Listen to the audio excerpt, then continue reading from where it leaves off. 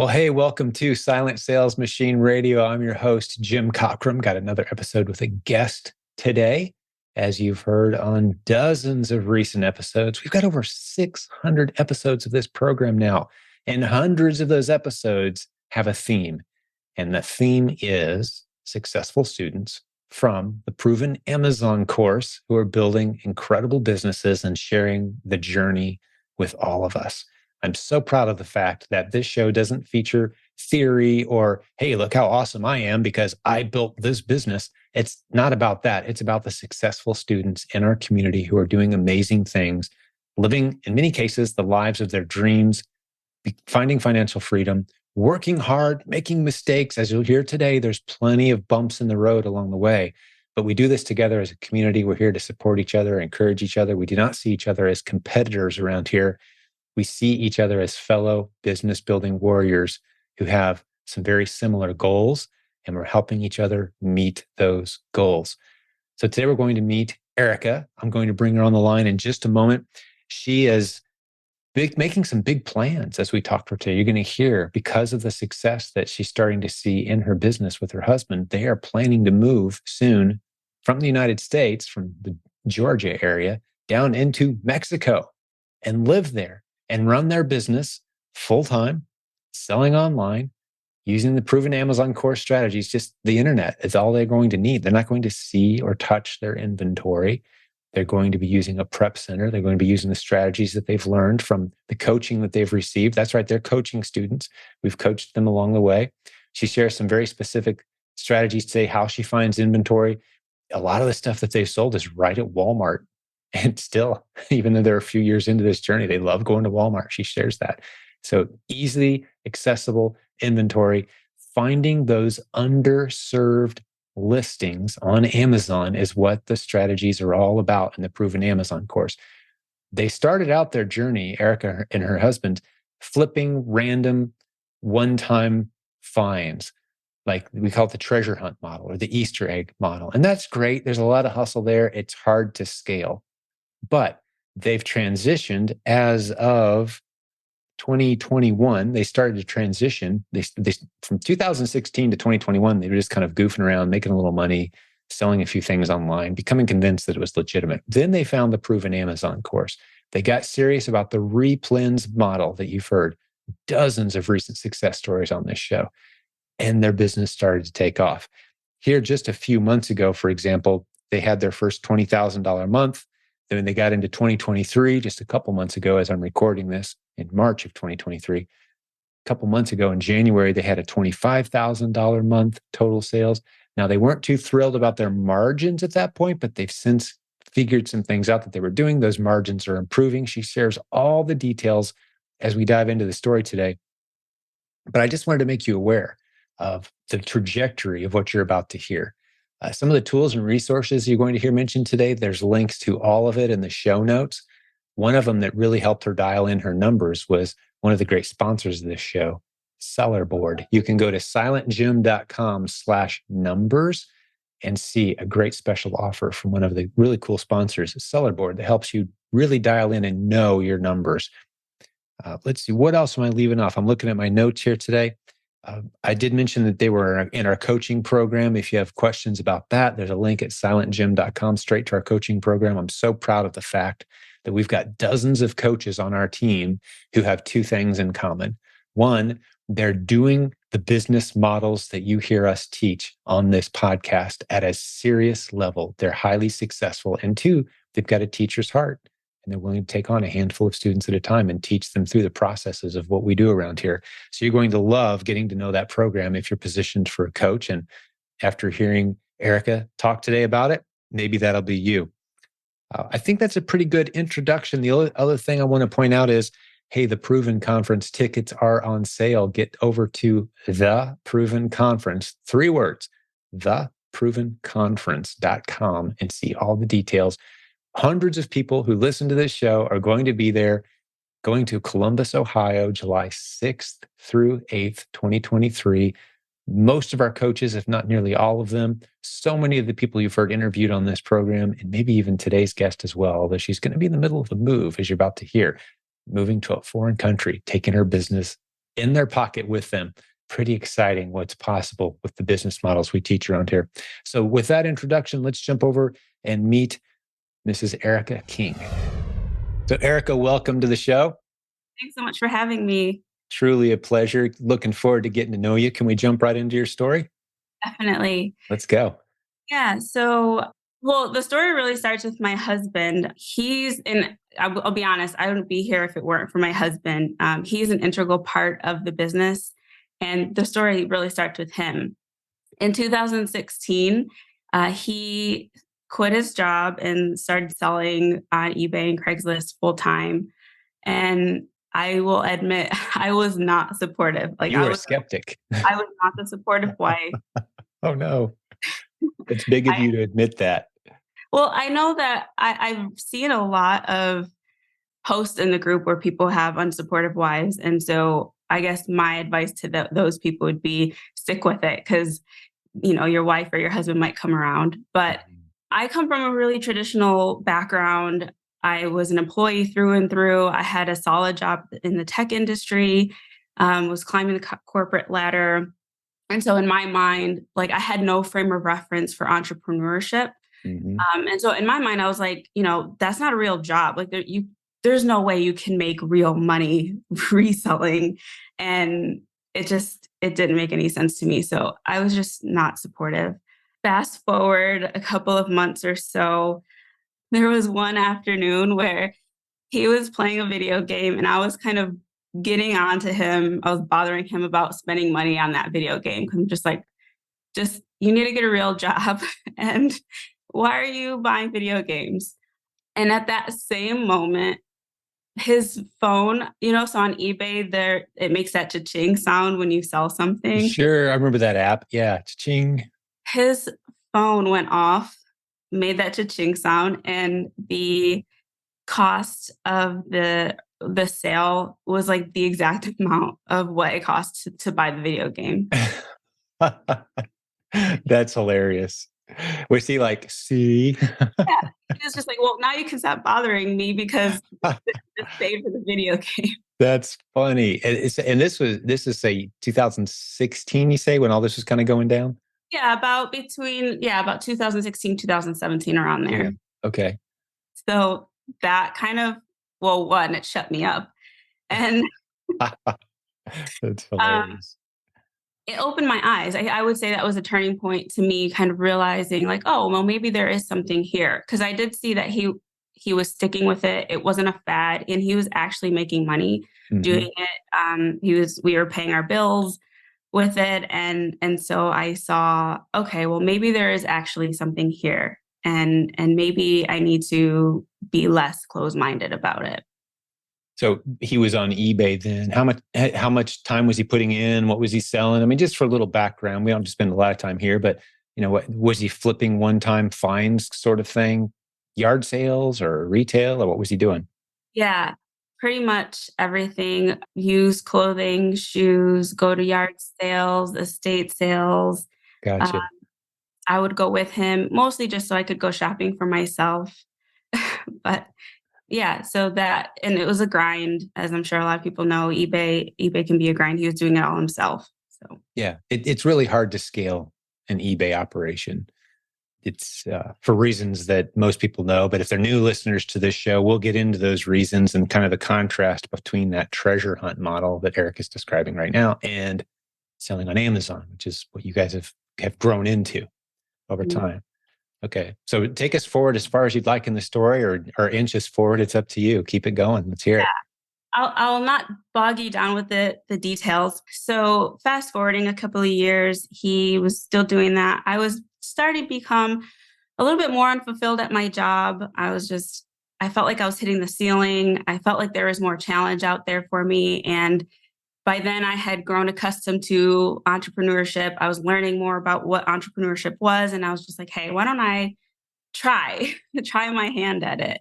Hindsight's always 2020, but I quit my job in 2018 to join him in that reselling. Wow. Well, what were the numbers at that point? How big a leap did you guys make?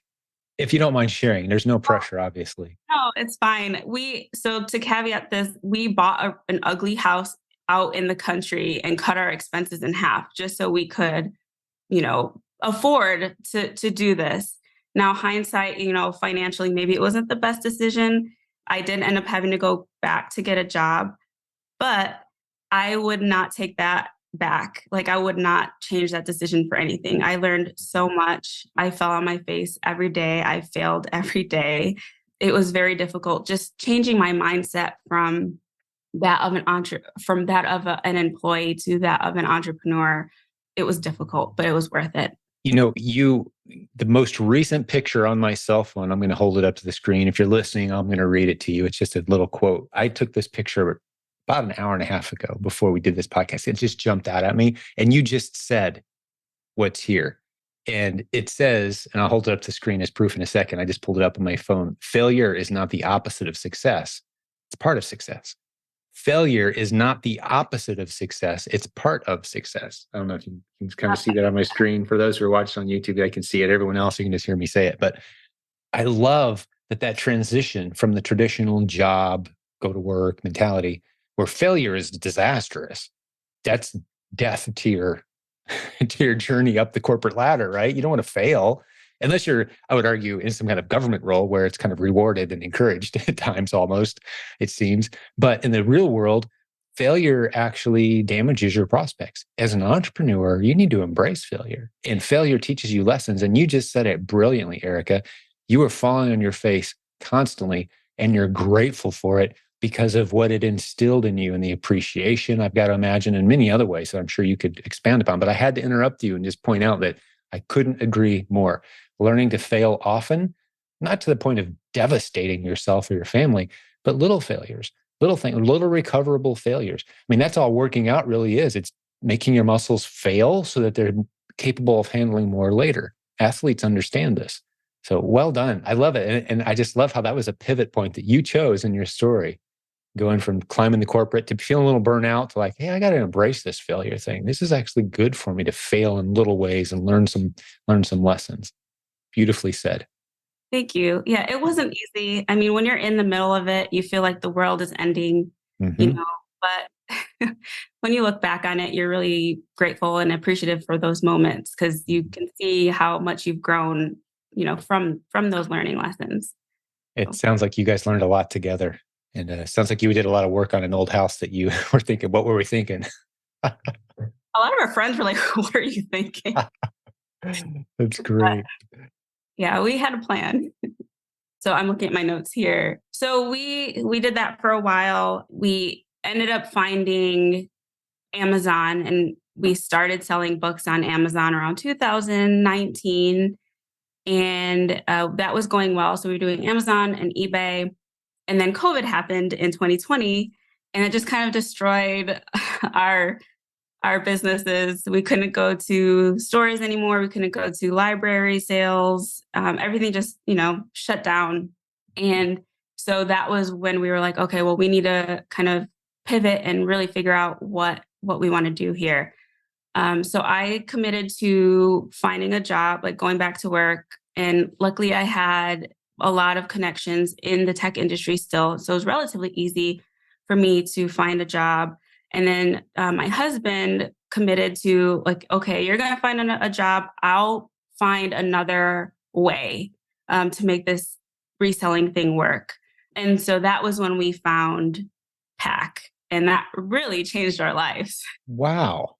That's super cool. I had no idea. I love that. I really like where this story is going now. But could we spend some time on books for just a moment? Because I want to talk to anyone out there who's thinking, oh, books is where you start. Well, kind of, maybe, yeah. But the long-term storage fees on Amazon have made books pretty difficult for the past several years. I don't know of anyone who's doing books at scale successfully on Amazon right now. There's a lot of factors working against you. But we do have a brand new course. And I don't know if you even caught word of this, Erica, very inexpensive course at provenamazoncourse.com/safebookprofits. That's 3 words, Safe Book Profits. And it teaches you how to sell your books in bulk to big book buyers, not Amazon. But you just box them all up. I don't know if you guys have a bunch of books or not, but you just basically go through and fill a box and like, hey, what's this worth to you guys? And they'll say, hey, it's worth $120 for those 43 books. You ship them to us. And you get rid of all your books fast. And there's people doing that as a business model now, just selling to these third-party book buyers. And that course steps you through how the process works, how to source the books, et cetera. So since you brought up books, I wanted to hit that. And you were shaking your head, no, you don't have any more books. I don't either. I don't do books anymore. I mean, an occasional book. And books can be a decent replen at time. If like there's a hardware store near you and you've got that little book section, one of those books might be a good flip. You buy 1 or 2 or 3 a month and you sell 1 or 2 or 3 a month at a nice profit. But in general, books, we used to say it's a good way to start. We kind of discourage that now. We do have a new course, and we'll stick a link to that in the show notes. Not to interrupt your story too much, but you brought up books. I wanted to make sure and be thorough on that topic for folks. So you got away from, you were playing with books. You were going back to your job. Your husband was selling some books and such, and pick up the story from there. Yeah. So, yep, I went back to work. My husband found the REPLENS course pack. We bought pack, and we were like, you know what? It's $30. I think it was $30 at the time. What do we have to lose? If it doesn't work, we're out $30. But so we kind of found pack November of 2020. We proved out the concept around November, December, and we were pretty surprised at how fast we got results. And so then we were like, all right, well, this works. January 2021, we went all in. Really? That fast? Mm-hmm. So when you say all in, were you still working? I was still working, yes. Okay, but this became his full-time gig. The REPLENS system, the proven Amazon course, the pack became. Now, what I'd love to just pause here for a moment and have you contrast, and maybe if your husband was here, how would he phrase that period where you up until January 2021, where you're finding things and flipping them one at a time, to what it's like to be a replen seller? Like, what are the differences that you guys have observed, and just the reality of the two different models? Because from my vantage point, they're completely different models. I would say, I think the biggest thing, we didn't have to go on an Easter egg hunt every time or a treasure hunt every time. I had a list of items. Well, once I found the items, I had a list of ongoing items that I could just buy. And it took a lot less energy, emotion, time, headache. It cut down. It was a lot more efficient, I guess I could say too. There's almost an element of it being boring, is the observation I sometimes make. Sometimes people don't like to say that about a business model, but to me, those are the stable models you want to be in, the boring stuff. Right?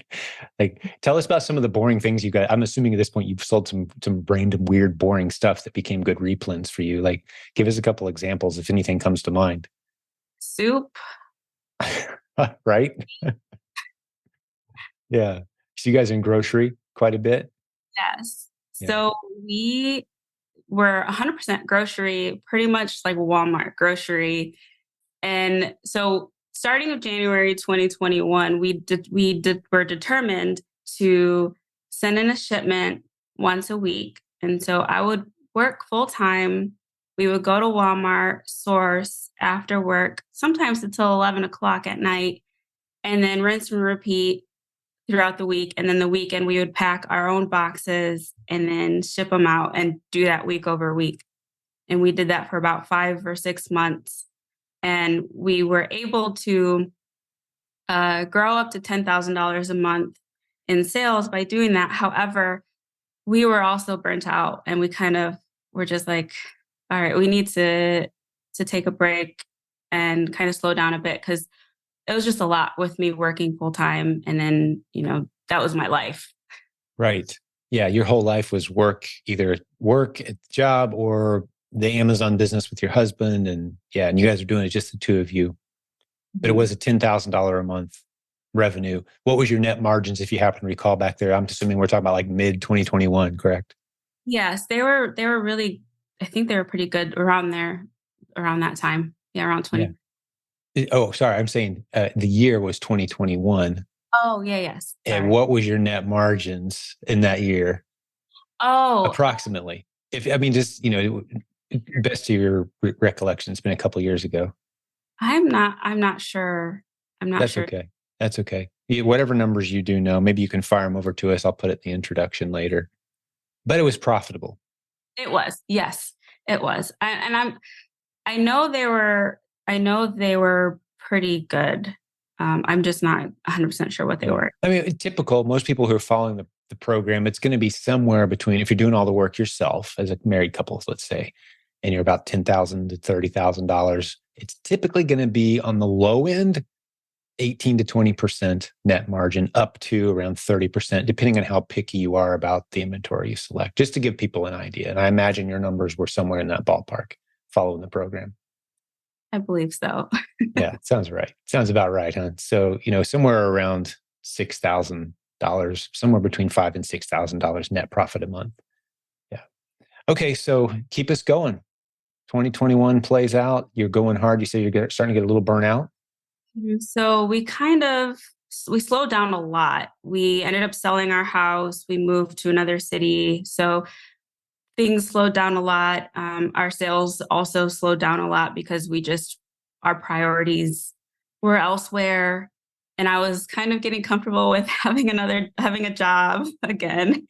And so I was just kind of doing that again and kind of falling back into that. But we did end up getting a coach towards the end of 2021, Jessica Decker. And we knew that we wanted to switch from RA to OA. And I guess rewinding real quick, back in 2020, we used to have, everyone was stuck in the house. And so we used to fantasize about moving abroad. And we're just like, wouldn't it be cool if we could, move abroad and just kind of live location independently? I had done a lot of traveling in college and in high school abroad. And so that was just always something I always wanted to get back to. And so we thought, oh, Amazon was definitely gives us the opportunity to do that. Yeah, business in your pocket, right? You can do the model we teach from anywhere in the world, regardless of what country you're from. You can travel. If you've got internet, you're good. So that was why I wanted Jessica as my coach, just to help with transitioning from RA to OA. And she was really amazing. It was great having her as my coach. Yeah, our coaching team is just crazy. For those who don't know, maybe we'll stick a link in the show notes to an episode with Jessica, but she's one of the moms on our team who's built a 6-figure per month online arbitrage business that's almost hands-free, because she's using a prep center, she's using virtual assistants, and it's just kind of scaled up to a beautiful level. And she has some time to do some great coaching for us as well. So yeah, she's a tremendous asset to the community. And like I said, I'll stick a link to one of her episodes in the show notes since you brought her up. And I didn't realize she was your coach. That's awesome. We've got such an amazing coaching team. So yeah, keep the story going though. Just trying to fill in the gaps for the listeners. Definitely. Yeah. So even though I got a coach, I was still coasting during 2021. I guess I was still treating it like a side hustle. I wasn't really giving the business a lot of time and attention. And during that time, I mismanaged our repricer. And so I guess this would be a tip for the listeners. It's important to understand how your repricer works and to be in your repricer every week. I learned a tough lesson, an expensive lesson with my repricer. And yeah, it just wasn't fun. So dealing with that. But did you let some ASINs drop lower than you had intended and they sold? Quite the opposite. So I had my mins and maxes weren't set correctly. The mins were set a little bit too high to where when the buy box dropped below my min, my products were just sitting there, not being repriced. Gotcha. So you had some stale inventory that wasn't moving because you didn't have your repricer set aggressively enough to track that downward movement. That makes sense. Yeah. A lot of this game is knowing when to get out of an inventory. The beauty is you never have more than a month's worth. If you're following the program that we teach, never have more than a month's worth of anything inventory wise. But there will be times where it's time to liquidate out, take maybe a small loss or break even or make less than you were hoping and get your cash back and put it into a good inventory. But yeah, if you just have stuff sitting there, did you start to get some storage fees? storage fees. And then also when we finally realized what was happening, we had to liquidate so much inventory. We lost a lot of money. Like it was an expensive lesson. Again, one that stinks, but a failure that I wouldn't take back because I Mhm. learned an important lesson. And now Mhm. I'm on top of my repricer and I make sure that Great everything. job. Yeah. You can focus on the loss or you can focus on the lesson, as Jim Rohn says, right? And you just keep focusing on the lessons. That's the path forward. Good work. Good work. So you're dialing in your repricer, you've got a coach. Keep us going. Are we up to 2022? Yes. So 2022, still working. The business hasn't really been growing. We were averaging between five and $8,000 in sales. I wasn't paying much attention to it. But I went to the conference in Louisville I think it was in July. I don't remember. Maybe slightly later in the fall, I think. This year, 2023, we're in July. Theprovenconference.com. If anybody wants it, 3 words, theprovenconference.com. July 6th through 8th. So I think we were more towards the fall last year in Louisville. So you were at that event. And that reinvigorated the taste of freedom that I had when I quit my job the first time and we did eBay. That reinvigorated that like feeling that I had, like all these entrepreneurs, they're doing it full time and they're loving their lives and they're successful and they wouldn't have it any other way. And I met so many amazing people that now like I have a mastermind group where we meet bi-weekly, just from people I met at the conference. And so that really That's so good. my joy for or my desire for this. That's wonderful. I love hearing that story. What else stood out to you from that event, if anything? Were there any moments? Did you get to meet your coach, Jessica? I'm hoping you spent some time with her. I did meet her. I gave her a big hug. Um, That's great. I think my biggest takeaway from that was just more so seeing all of the entrepreneurs who are successful. And I think for the first time I saw that you could actually do it and Yeah. not like it was real. I think that for Mhm. me it was like I realized that it was really real and that people Yeah. were actually doing it and it wasn't not that I knew it, but I don't know. It was something tangible about it that kind of touched me. No, I definitely appreciate that. It's very validating. It just makes it all real to see a room full of people who are doing it. It kills whatever part of you is trying to say, "Oh, it's not possible. It'll never work." Well, here I'm in a room full of people who are doing it. Like, okay, I think maybe I'm the only hurdle that I need to get over here, and let's do this. Mhm. That's Definitely. fantastic. Yeah, I'd love to hear it. There's something pretty invigorating about, hundreds of people in the same room celebrating. Now, not everybody's where they want to be yet, obviously, but a lot of people are way ahead of where you are saying, yeah, I mean, I'm not necessarily all that smart or anybody else, but here we are. This is our reality now. We've built a beautiful business and we love being part of this community. And I love that you formed a mastermind with some friends you met there. We're going to very intentionally be doing some of that at this year's event. It's such a popular concept. We want to help people make that happen in their own businesses if they don't have that yet. So I'm glad you mentioned that. But I'll stick a link to this year's event. Are you coming back this year? Are you planning to be with us in Ohio? I don't Not know. sure yet if you can. I'm not sure. I don't know. I would love to, but we'll see where we're at that point. Sure, sure. See where life's taking you, which is part of the story we're going to be getting into here, I think, right? But if you guys can come as a way of saying thank you for being on the show today, complimentary journal admission tickets, just reach out, let me know. I want you guys there because you'll be a celebrity at this point. Be like, oh, I remember you, Erica. You were on the podcast. Whoops, sorry, I bumped my microphone. Yeah. So just let me know. Reach out, okay? You'll have a lot more hugs and handshakes than just Jessica this time. For sure. But yeah, I think it was that point where I was like, okay, I'm changing my mindset. I'm committing to the long-term view. I'm focusing on the long-term goal versus the short-term rewards, if you will. Mhm. And really focusing on building a business that has solid systems, has solid processes, and building it to where we could live anywhere in the world. And so that those around that time when I was like, okay, I'm going to do this. So I quit my job in October of 2022. Again, I'm detecting a pattern. Again. And I'm going to shout out Sue Pruitt because after the conference, her and Larry had Larry. Mm-hmm.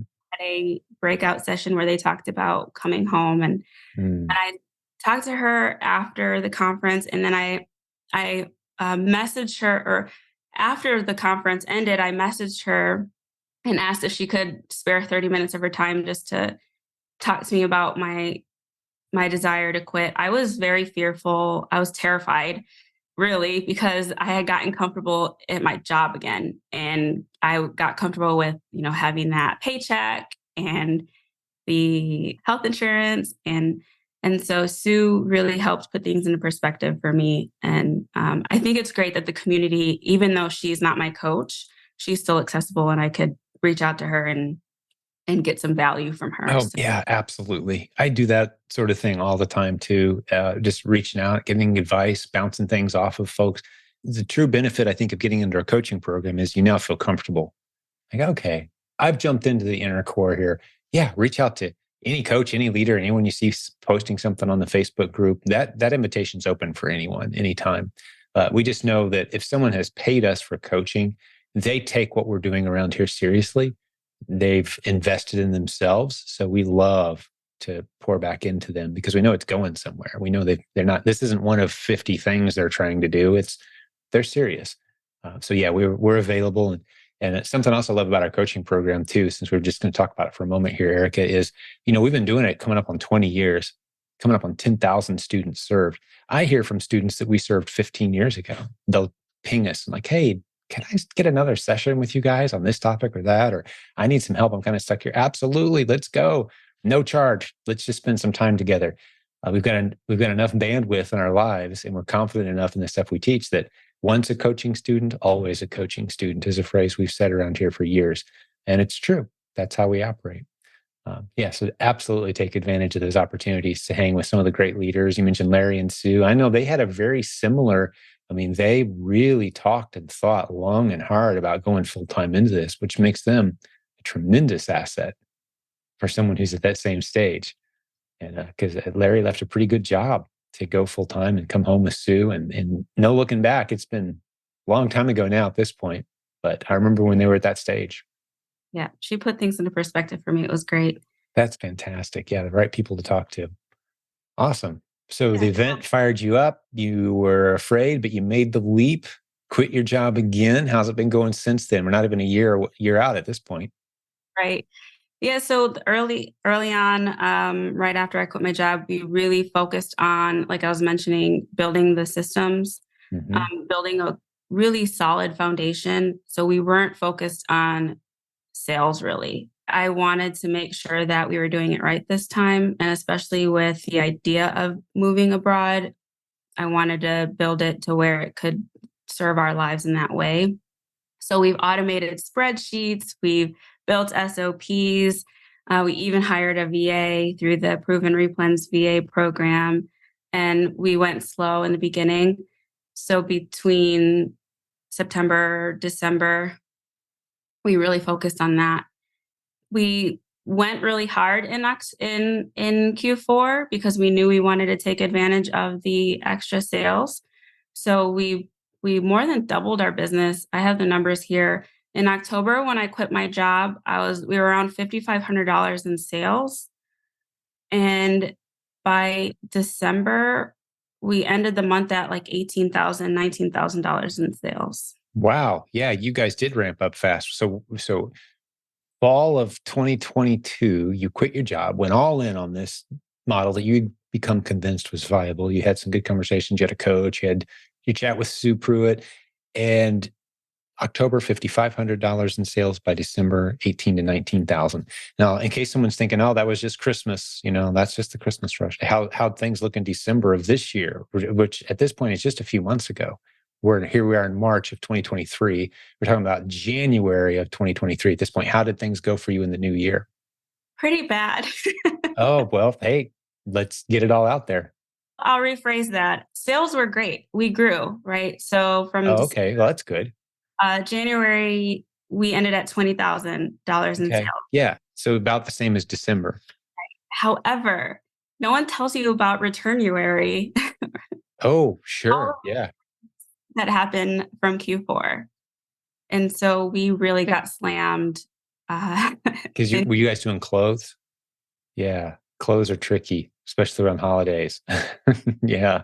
What was your return rate and what'd you end up doing with them? return rates, I don't know the exact percentage. I More than you wanted. high. Yeah. Hey, sorry for the short interruption, but you're going to love what I have to share with you. Let's talk about Seller Board. As an Amazon seller, do you know your numbers? Are you tracking your profit and loss by ASIN, cost of goods sold? How accurate are your numbers? Seller Board helps you get extremely accurate. Starting at just $15 per month, you can know when to buy products, when not to buy products, which ones are profitable, which ones aren't. You can really start to dial in your Amazon business. Get over to silentjimdotcom/numbers and check out the latest fantastic sponsor to this program. So many Amazon sellers in our community are using it. I'm thrilled that they've become a sponsor of this program. Thanks, Seller Board. Go check out their offer, silentjim.com/numbers. Oh, sure. All Yeah. that happened from Q4. And so we really got slammed. Because in, were you guys doing clothes? Yeah. Clothes are tricky, especially around holidays. Yeah. What was your return rate and what'd you end up doing with them? return rates, I don't know the exact percentage. More than you wanted. High. Yeah. The good thing is that a lot of the returns are resellable. Mhm. So even though, Absolutely. yeah, even though it wipes us out for the time being, we end up reselling them anyways. Yeah. If they're good replens, they're going to sell again. Another thing that hurt us or has been hurting us, and maybe you can give me some advice on this, is we have a really high average sales price. Our average sales price is about $60. Nice. A lot of high ticket items. And so when we get a return for $100, $200, it wipes us out, all our profit out for that day. And so that's been hard. What we've been doing is, well, we're no longer going to be sourcing clothing and shoes. We're going to try and focus on sourcing in categories with lower returns. Also, we're going to try and start sourcing items that are not as expensive or not as high in sales. And so maybe not sell $100 item, but more $30 items or $20 items. But Yeah. Well, what you're starting to notice is the big picture. Instead of a single day snapshot, that you used an interesting phraseology just a moment ago. I want to point out to you, Erica, that it just kind of wipes out that day. Well, any given day doesn't really matter a whole lot. It's a month at a time that you want to look at, right? Or a week at a time as the most granular you ever look at your business is maybe a week at a time. Because if you're so focused on, oh, look, I just made a sale. I'm excited. Cha-ching, says the app. But like, yay, let's go to a nice lunch. And then, oh, we just got a refund for $300 on something we sold 2 weeks ago. Cancel the lunch plans. Like you can't live your life that way. You've got to take a bigger picture view. So going into it, like if you were a retailer, one of the things they would tell you, like, okay, you're going to open this store. You're going to have an 8%, depending on what part of the city you set up your store in and what kind of demographic you're serving. You're going to have either an 8% shoplifting rate or maybe up to a 15% shoplifting rate. Like that's just built into the model, right? Like, you set up in a touristy area, you're going to see stuff getting broke. Your store is going to be a little dirtier and, it's going to be harder to maintain. Different parts of town, different kinds of products that you sell. Those things are known, industry averages. So with shoes and clothes, you're going to get X% of returns. It's going to happen. So the day where you sold $1,000 worth of stuff, well, really you only sold $800 worth of stuff because we're going to have some returns. And I don't know exactly what those ratios are off the top of my head, industry averages, but you just got to factor that in. And is it still profitable? And if so, you continue to do it. And you don't look at any given sale or any given return as killing or boosting any given day. You've got to look at the big picture numbers as a business owner. That's one of the lessons you'll learn as an entrepreneur over time. it'll get pounded into you over time, is the video, the movie of a month matters more than the snapshot in time of, oh, look, big sale. I'm happy right now. Because you're just on a roller coaster if you do it. And it's hard not to. It's hard not to refresh your app and celebrate a good sales day. But really, in the big picture of things, it's not that significant. A single good day or a single bad day, you got to keep the big picture in mind to drive that point home. So yeah, there's category. The highest return rate categories are shoes and clothes, especially in gift giving season, Christmas, right? Because people will buy stuff for each other and then here it comes back. But the good news is it's not a true full return. Like you just said, you can flip it. We've got a service in our community that you guys have probably heard of at this point, Erica, I'm guessing, but at silentjim.com, I'm making myself a note, silentjim.com/returns. You can have your returns sent there and they'll put that stuff on eBay for you. So a lot of our international traveling students, people who don't want stuff stacking up on their front porch, they'll say, hey, just send it to those guys. They'll sell on eBay, split whatever money we make. So that $100 pair of shoes that you got back, okay, we didn't get the full sale, but we can still sell it a couple months from now for $60 on eBay and get some cash out of it, at least get our investment back that way without having to mess with it. So there's creative things you can start to do. But in general, yes, people do tend to get most frustrated about returns in the two categories that it sounds like you guys were focused on. There's some great replens, there's some great inventory in there. It's very profitable, but you got to have a plan for your returns. And you don't want to celebrate too soon if you're in one of those categories. You celebrate 60 days after, once you know how it shook out, is when you know your numbers. So I don't know how much that's helpful to you, Erica, but you've got to reduce business down to numbers as best you can and remove emotion as best you can while you're analyzing what you're really looking at, rather than letting returns get you down and chase you out of a category that actually was quite profitable if you can manage the emotional roller coaster of it. Does that make sense as I lay it out that way? Yeah, that makes a lot of sense. And that's very helpful because I think I was getting emotional about it and just like, oh, this stinks. And just not wanting to deal with it at all. But reduce it to a number. It may or may not make sense. Right. Try to reduce it all to a number, if possible. The frustrating part about returns is sometimes people will send you like used pair of shoes when they kept the new ones and sent you, and like, what's wrong with people? Like that part is hard to reduce to a number. It's just like, are you kidding me? What's wrong with some humans? So that can be very frustrating. But do your best, like I said, reduce it to a number and make math-based decisions. But I can tell you, I know a good number of people who used to be far more excited about clothing and shoes than they are now. And they've drifted into other categories. But there's plenty of people who are cleaning up behind them, doing great, and flipping those returns on eBay or figuring out another way to sell it as used on Amazon or whatever. But keep finding more replens. That's the solution every time. Keep finding more replens, right? Yeah. And luckily we're not 100% in clothing and shoes. And so we sell pretty heavy in makeup and beauty and other categories. So we have other things we Selling can grocery some?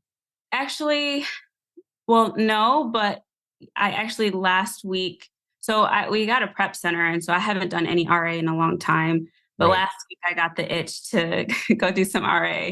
So I went to Walmart and it was kind of nostalgic for me to pack my own thing and, Yeah. The good replens are still there, aren't they? Even in a Walmart, they're just everywhere.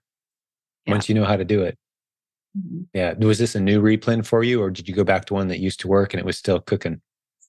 Both, a little bit of both. I found some that ASINs that I had sold when we first started back in 2020, 2021, and new ones as well. So yeah.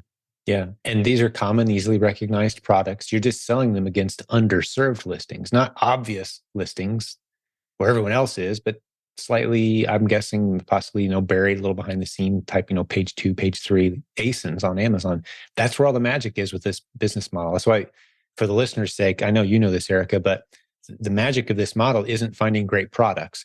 It's finding underserved listings where you can get in there alongside other sellers and sell a few a month very profitably of products that may be very popular on other listings, but on some listings, they're a little off the radar, a little behind the scenes, and you jump in there. There's opportunity even in the most shopped walk in brick and mortar retail store in the world, Walmart, there's tons of stuff everywhere.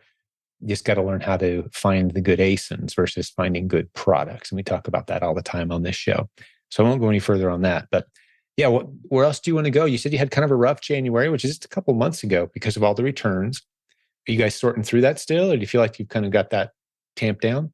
Yeah, so we're sorting through that still. Another thing that really hurt us was, so I had alluded to my repricer mishap. We're Mhm. still dealing with we're just still dealing with some inventory that I'm still selling through at a loss. So that kind of hurts a little bit too, but we're nearing the end of those. But honestly, I'm really looking forward to the future. I think that the future looks bright and Oh, it uh, definitely does. we're really focused on sourcing just better products that are in those categories with lower returns and just staying positive. Yeah. So, Absolutely. Yeah. Keep learning, staying positive. And this branches off into so many other opportunities. And I'm not sure how much you want to share with this, although I'd love to hear as much as you're comfortable sharing about what your plans are now. You said you had the dream to travel and talk us through that a little bit. yeah, so when we decided like let's maybe think about what it would look like to move abroad, we put those plans in place and we're it just it feels like it's happening really fast, but even though we've been talking about it for a couple of years, in May of this year, 2023, my husband and I and our cat and our dog will be going to Mexico. We're going to be moving there full time, and we're really, really excited That's to. amazing. We're so excited. We're Yeah. going to leverage the lower cost of living, so doing some geographical arbitrage and continue focus on growing our business and learning. That's tremendous. Yeah. I mean, we said, and you're taking it very seriously. As long as you've got internet, you can do this business from anywhere. That's why we have students all over the world doing this, buying and selling primarily in the United States from anywhere in the world. And you guys are taking it serious and making the leap. That's tremendous. What area are you going to live in? Tell us a little bit about why it's appealing to you and what your plans are. So we're moving to Merida, Mexico, which is about 3 or 4 hours west. West of Cancun. It's so if you think of Louisiana, it's directly south of Louisiana, across, Okay. and it's 30 minutes from the Gulf. So I've never lived that close to a large body of water like that. So I'm looking forward to that. The weather is beautiful. It's hot all year round. I'm originally from Buffalo, New York, where we get like 8 feet of snow. Right? Yeah, you're ready to leave that part of your life behind, I'm sure. Yeah, I'm looking forward to living in a hot place. I mean, I live in Georgia now, so it's hot, but I'm looking forward to just having that kind of weather, and the people there are so nice and the culture is so great. So That's incredible. Any prospects so far of finding inventory that you can maybe send back to the States? Is that part of your plan as well? that was a thought that crossed our mind. We're thinking of primary so yeah, we're thinking of doing maybe a little bit of RA there and potentially even sending it to a Mexican fulfillment center, and then also sending like buying things in Mexico and sending it to the United States. There's so many opportunities. There's also so many expats that live there Oh, for sure. looking for American products Mhm. in Mexico. And so even that like opportunity is really big. And so it's really helpful that I have a prep center as well. So we can continue to kind of build and leverage our prep center. Yeah, that's fantastic. For those who don't know what a prep center is, it's a necessary piece of this whole story because you got someone else managing your inventory for you, basically. So all of our international students use prep centers. They get online, they shop on websites, they have their stuff sent to a US based prep center. A prep center sends it into Amazon for them. That's the way the process works. Prepcenternetwork.com is the website that you'll need. I'll stick that in the show notes as well. I'm making myself a note so people can go look at that. It's a free service we provide to our listeners of all the known prep centers. If you know of one that's not on there, let us know. If you know of some Mexican prep centers, Erica, that you start working with, let us know. We'll stick them on there. get them into that prep center network.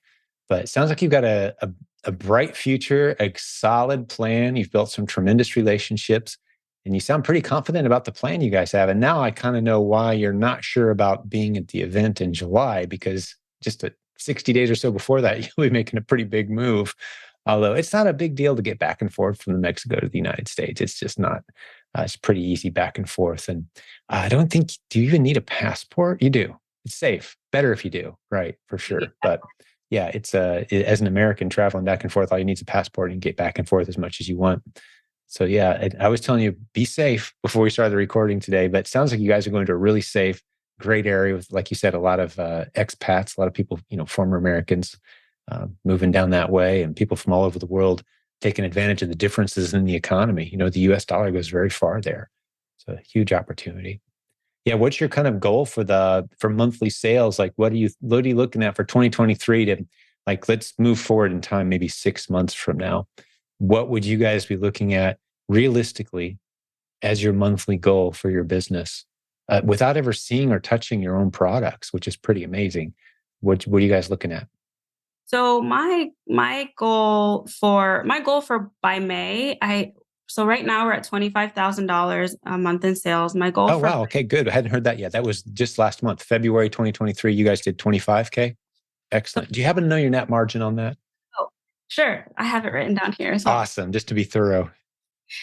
And I will preface this also by saying that this includes everything. We use seller boards, so we know that everything's accurate. Mm-hmm. And this includes all of our high returns, purging of the old inventory. So it's not as high as on average, it's not as high as it usually is. But with all of the ugly included, we ended up at about 8% margin, 13% ROI. So it's not great, but we understand why, and we have a Yeah. plan on turning that around. Yeah. Fantastic. Yeah. So still very manageable, a very profitable platform for you to build on, for sure, and make your dreams come true. It's just the two of you guys and, a couple critters, no kids in the picture yet, flexible lifestyle, go somewhere where the cost of living is lower. Sounds like an incredible adventure. And it's going to be all fueled by a business that fits in your pocket, that's scaling beautifully. Yeah, you guys are on to something pretty special, it sounds like to me. I can't wait to see where it goes. And I think you're just going to continue to grow from here. You've learned a lot of the hard lessons. So absolutely. I'm excited to see where the opportunities in Mexico start to come into being their geographical arbitrage. You call it geographic arbitrage. I love that concept of, if we weren't in Mexico, we wouldn't have access to these opportunities. But now that we're here, let's figure this out. Let's get some stuff into the Mexican Amazon market, maybe that isn't there yet, that needs to be for the expats, like you said, or maybe vice versa, some of the Mexican products up into the US. And it doesn't have to all be on Amazon either. You're going to find plenty of people down there like, hey, yeah, I know nothing about the internet. Can you help our business? We'll gladly pay you to help get our business established. Get us established in the US market, for example. Help us get set up on Amazon.com US. They'll pay you up front and be excited to have you help them on that journey, right? So the opportunities it's all going to be relational. Meeting people is what I encourage you to do. Just meet a lot of people, talk to them about their business. Anybody with a product for sale, you've got something to offer them of value. Yeah. What's your husband's name? I hadn't even caught that yet. Yeah, his name is Taylor. Taylor. Great. Taylor and Erica heading to Mexico. I love it. What a great story. Mm-hmm. Wow. Yeah. Well, what else do you want to talk about today? Anything else on your mind? And I wouldn't mind getting some tips from you too, if you got anything else that you want to share with the listeners. But the ball's in your court. What else do you want to hit here? I think one thing that I struggled with early on, and I want to share with others, is I used to compare myself to other sellers a lot. And then it would just make me depressed, because I would see like, oh, all these people are doing better than me. Jim Rohn has a quote, don't wish it were easier, wish you were better. Oh, I love that. Yeah. I love listening to him. I do too. But I realized that there's always going to be someone doing better than me. There's always going to be someone doing worse than me. I just need to focus on improving my skills, getting better at the journey in front of me, rather than focusing on what other people are doing, because everyone is in their own lane. And like Sally's journey is different than my journey because she needs to learn the lessons that she needs to learn. Yeah. I need to learn the lessons that I need to learn. So I need to focus on not comparing myself and just focus on growing and focus on getting better. And so comparing really I love that. One of the dangers, I think, of focusing on others who are more successful than you and being discouraged by it, just so you decide to block them out almost, is you forfeit the opportunity to be inspired by them and to learn from them. And so instead of resenting their success and thinking, oh, they must have gotten some kind of lucky break somewhere, there's got to be something behind it, or just saying, you know what, it just discourages me when I see other people succeed beyond me. I feel deflated.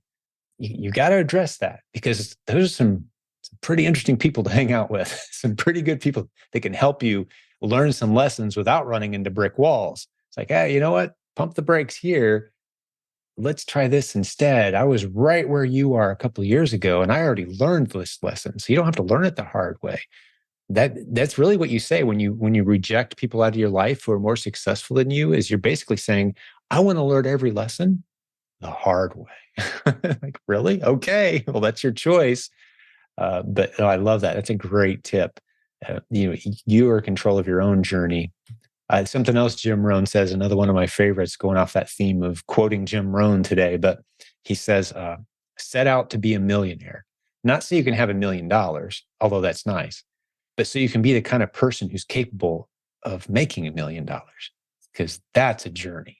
That's an incredible journey that will challenge you. I love that. It's not about how many commas and zeros are in the bank at the end of the day. It's about the kind of person you become, making something like that happen. The skills you pick up and the people you meet and the relationships and the value you provide to the world. Yeah, a very valuable journey for sure. Love it. Piggyback off of that, which kind of goes into my next tip, is to become the type of person who can have that kind of business, or to become the type of person who has a 7-figure Amazon business. You have to be okay with failing. Mm-hmm. And we talked about failing early on in the interview, but I wanted to kind of come back to it because failure has been such a huge part of my journey. And I've kind of had to learn how to get comfortable with being uncomfortable, because I know that's where the most growth happens. And failing is part of that. And so in the moment, you're going to think that the world is ending, but really the most successful person has had the most failures. And oh, that's so brilliant. Yeah, absolutely. Yeah. Refusing to fail is you're quitting. I don't want to fail. You've just basically quit. Yeah. You've decided to lead a very small life, especially the age we live in with the internet. You can fail constantly in small ways that don't ultimately hurt you all that much at all, but you're on the journey of learning some incredible lessons. Mm-hmm. Well said. Yeah. I love that theme. You've definitely got the heart and the determination and the mindset. You've learned the hard lessons. I can't wait to see where you guys are 6 months or a year from now. I really hope you figure out a way to get back from Mexico to make it to Ohio. I would love to see you guys again. You guys will be celebrities. Everyone want to hear about your first couple months of your Mexican adventure. If you guys can make it back, please do. Take me up on that. We're even thinking about maybe starting a YouTube channel just to document our journey and just so people can keep tabs on us. Yes. We're not sure yet, but we might. No, you absolutely should. There's no possible reason I could think of or that we could brainstorm why you shouldn't do something like that. Create content, share your journey, even if it only inspires, let's say over the next couple of years, 5 or 10 people.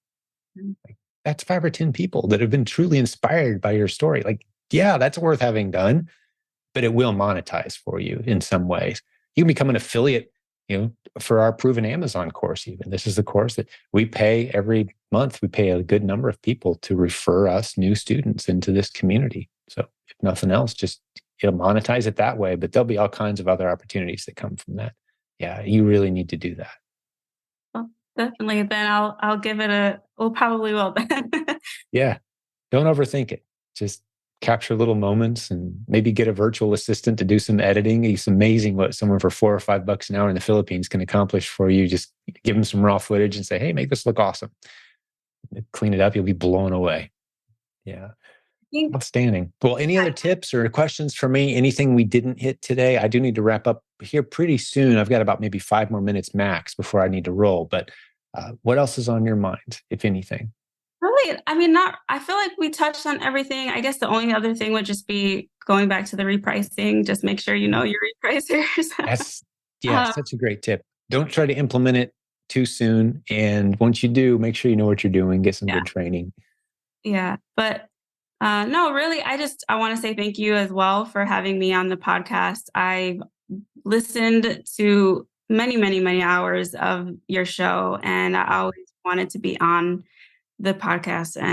And so for me, it's kind of like a bucket list. It was a bucket list item, and I'm really happy that I was able to come on here and kind of share my journey.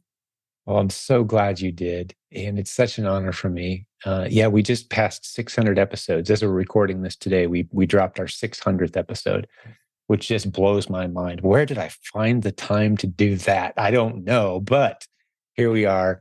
And I've met so many amazing people, yourself included. The stories inspire me. And I can tell you this as a guy who's heard at this point hundreds of success stories from this community. It never gets old. It just never gets old hearing the real stories, people who are doing it. And they come back and they're thanking people on our team and this community and the relationships they've built. It's like this ripple effect from a tiny pebble that was dropped, years ago, and the ripples are still just continuing out. So it's truly a pleasure for me as well, Erica, to get to know you and tell Taylor I said hey as well. Thank him for loaning you to us here for a little while and doing this show. Hope to see you guys in Ohio if you can make it. But otherwise, this has been a great episode. Thank you, Erica. Thank you. Thank you. Well, I'm going to talk to the listeners for just a moment, and then we will call it a day. Thanks for hanging out with Erica and I. I really hope you enjoyed it at least half as much as I did, because I had a total blast today. I have a feeling you did. Erica dropped some really good golden nuggets on us today. I want to remind you that all the links we talked about are resources that were mentioned today. There's a link to all of it in the show notes. You can get over to silentjimdotcom, find this episode, and just scroll to the bottom. You'll see all the links, so you don't have to scribble anything down. But do plan to join, hopefully, Erica and Taylor, and when they travel from Mexico back up to Ohio in July. That'd be great to come see all of us. We're not sure if they'll be there, but there's going to be hundreds of us from this community. The Proven Conference is the website. We'd love to see you there if you can make it at all. And one last reminder, the only marketing we do for this show is when you tell your friends about it. We don't do any paid marketing at all. So if you've got someone that you think, maybe they should hear this show, maybe they should go check this out, they may be inspired by this, just send them to silentjim.com, maybe give them the episode number of one of your favorite episodes. They're all there. We encourage you to listen to the most recent episodes and then work backwards in time. That gives you the latest stuff the best way possible as you listen to, at this point, hundreds of episodes. But God bless all the business building warriors. And one last time, my new friend, Erica, so good hanging out with you today. Thank you, my friend. Thank you. Thank you. And we'll talk to all the business building warriors again with a new episode very soon.